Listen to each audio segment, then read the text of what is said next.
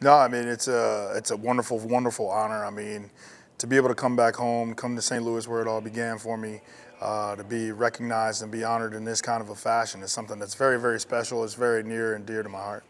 And even though you had this incredible career with Rookies of the Years and MVPs and World Championships, um, that humble trait where you literally were a walk-on at one time at Southwest Missouri State, how did that kind of help the hunger the whole time? I think that's just how I always was. I always kind of tell people I'm just a laid-back cat from St. Louis, and that's just me. That's just always been me. I've just gone about my business and do what I needed to do. And just really just focused on getting the task done at hand that needed to be done and just trying to get it wherever it was that I wanted to get to. And you never lost that humility trait, did you? Even despite all the success you had, because you came from humble roots. No, I mean, absolutely. I think it's just you are who you are. The fame, everything that comes with making it to the big leagues and having success and getting contracts and all that kind of stuff. I think you are the person that you are prior to all that stuff. And for me, had some good lessons along the way to learn about and grow as I went. How about this class? You're going in with some pretty famous St. Louisans too. You're probably a lifelong St. Louis sports fan, right? Oh, I mean, definitely. I grew up with the football Cardinals and baseball Cardinals, so Blues fan, was happy to see them win the Stanley Cup. So we were talking about it a little bit earlier with some other folks as well. So very, very excited for all the success that's come down in St. Louis, because St. Louis is one of the most passionate sports fans. It has some of the most passionate sports fans, if I can talk, in all the sports. And to be able to come from here has been something great. And are you, when the Cardinals play the Phillies now, I guess you still have to root for the Phillies, right? It's, what, I mean, it's always good watching the games. I mean, yeah, there's always going to be the Philly ties as well, but St. Louis is home. St. Louis is home. Philly is also home. That's the home away from home. So now I don't have to choose. I can sit there, I can just watch the game and be somewhat, I guess, indifferent, if you will. All right, quickies before we let you go. You can't hedge on any of these. What's the furthest you've ever hit a baseball? 500 feet. Where? I think there was one in Batavia, New York, and I want to say there was one definitely in Citizens Bank Park. There were some suspect ones, but I want to say there was one in there. At what age did you know your power was just different? My parents used to tell me that when I was very, very young. I never really thought about it. I was just a kid running around, getting dirty and having fun playing, but they always said that I used to hit the ball further than everybody else. So it was something, I guess, that just wound up sticking with me. Music before a game to get you in a right mindset? Hip hop. What famous person were you surprised who actually knew who you were? Hank Aaron.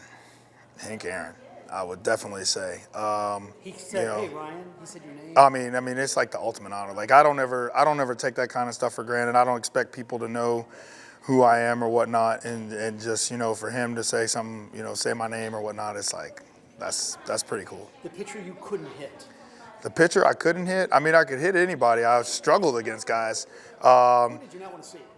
I mean, Scherzer was always tough. I mean, people ask me that question all the time. The usual suspects, I'd probably say a Scherzer was a tough guy to see. What really good pitcher did you kind of own? Really good pitcher. Later, it became kind of Tim Hudson. Why did you hit so well here? Because the Cardinals didn't draft me. You remember that? Oh, yeah. You know what? People always ask me that all the time. And I say, for me, it was really about being in St. Louis and being home. Because, again, it's where it all began for me. So the way I always looked at it is I grew up 20 minutes west of Busch Stadium. I came down to these games. I watched games in this stadium.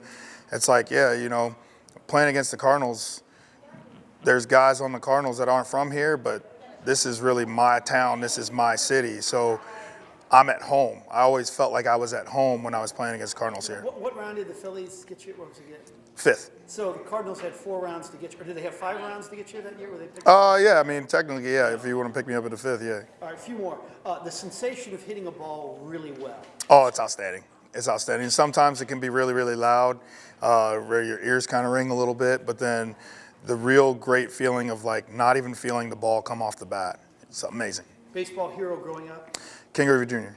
You were a terrific power forward. Could you have been a Division I power forward? Probably not. I was probably too short at the time.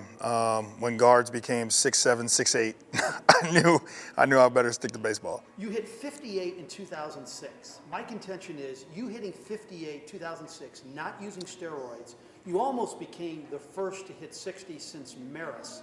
How do you remember how locked in you were that year? You know, when I stopped playing and I started to kind of think about it, I was like, man, how did I even do this? You know, it was one of those things where I think it was kind of like a video game. You're just so locked in on different pitches. Your swing just feels so good. I remember actually joking with Jimmy Rollins. I think it was like 2 weeks that I had gone without hitting a homer, and I was like, Jay, man, I don't know what's going on. I'm in a slump. And then I think I went out that night and hit like 2 home runs that day. Most enjoyable aspect about you and your wife writing children's books? Oh, I mean, just being able to get the feedback from people that have actually read the books with their kids and telling us that their kids actually enjoy the books. Finally, how would you like to be remembered? I just want to be remembered as a guy who went out, played the game the right way, did what I needed to do in terms of being a great teammate, great person. So really, all in all, that's about it.